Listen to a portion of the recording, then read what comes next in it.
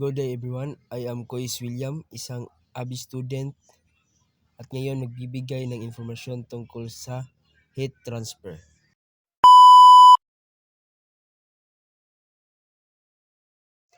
This opening slide tells everyone what our presentation is all about, the basics, types, and practical use of heat transfer.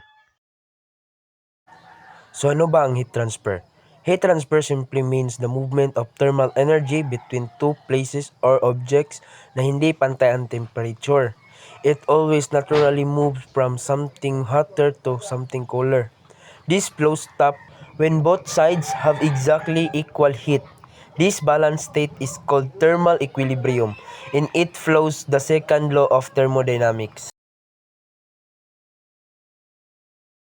There are only three ways heat can travel. First is the conduction. Conduction happens through direct contact and needs solid or touching matter to work. So direct contact, kapag ang bagay ay nalagay sa mainit like metal, ay iinit din. Ang sunod ay ang convection. Convection happens through moving liquids or air, so it also needs some form of materials to carrying the heat. So ito naman ay ang paggalaw ng liquid at ang air. Halimbawa nito ay boiling water. Ang sa mababa ay ang unang iinit hanggang sa mag-boil ang tubig. At ang panghuli ay ang radiation. Radiation travels as invisible waves and does not need anything at all. It can pass through the empty space. Kagaya ng sinabi ko, conduction heat passes from one tiny particle to the next while the object itself stay in place. Fourier's law, it as calculate how fast a spoon hitting in a coffee is a perfect simple example. Kagaya ng sinabi ko, conduction heat passes from one tiny particle to the next while the object itself stay in place. Fourier's law, it as calculate how fast this happen. When key tells us if the materials easily pass heat or block it. Good conductor like copper let heat through fast, while insulator like foam slow it down a lot. Ang kutsara ay makikita natin na kapag nalagay sa mainit o sa kapin at iyan ang conduction. Ang sunod ng conduction is the convection. Convection works moving fluids carrying heat along with them. Natural convection happens on its own, like warm air floating up because it becomes lighter. Forced convection is when we use a fan or pump to push the fluid faster. Newton's law of cooling is used to compute this, and examples include how your fan cools you down or how water moves inside a radiator. At ang panghuli ay ang radiation. So ano ba ang radiation? Radiation is especially because heat travel as unfair waves without needing anything to pass through. Stefan Boltzmann's law calculate this, but remember you must always use Kelvin temperature here. Dark and dull items take and release heat better, while shining surface bounce heat away. This is how the sun warms us, or how you feel heat from the fire even far away. In school problems, we often study them one by one, but in real life, almost all situations use more than one mechanism together.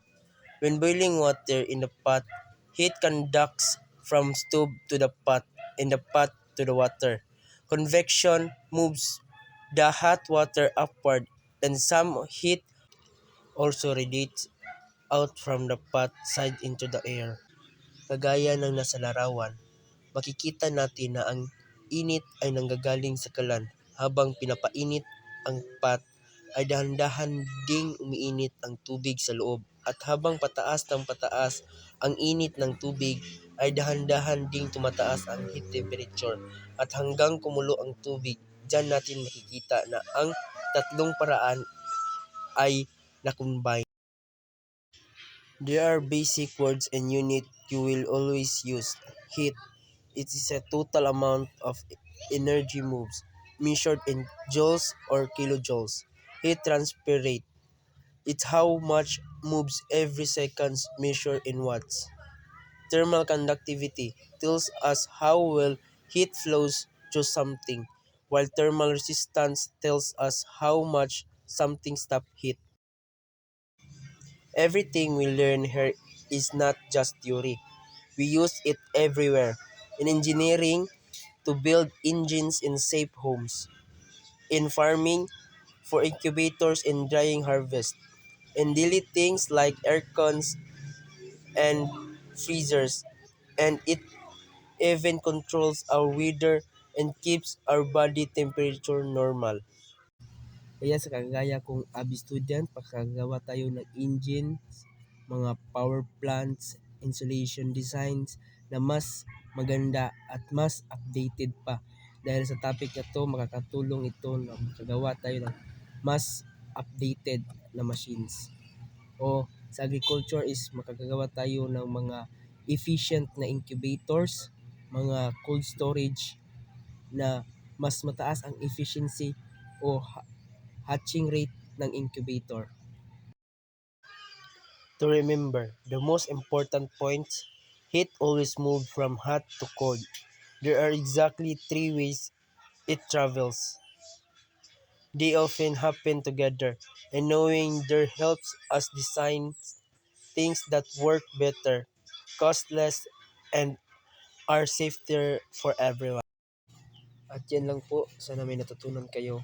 Salamat po sa panonood.